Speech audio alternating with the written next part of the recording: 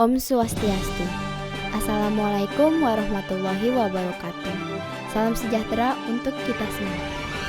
Saya Atika Arifiana, siswi SMK TI Bali Global Badung, melaporkan bahwa SMK TI Bali Global Badung sedang kebanjiran.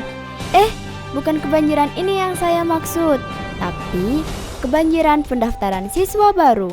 Ini dikarenakan fasilitas yang dimiliki SMK TI Bali Global Badung lengkap tahu, seperti lab komputer, studio foto, studio editing, studio podcast, dan jurusan yang dimiliki juga jurusan terkini, di antaranya multimedia, rekayasa perangkat lunak, teknik komputer dan jaringan.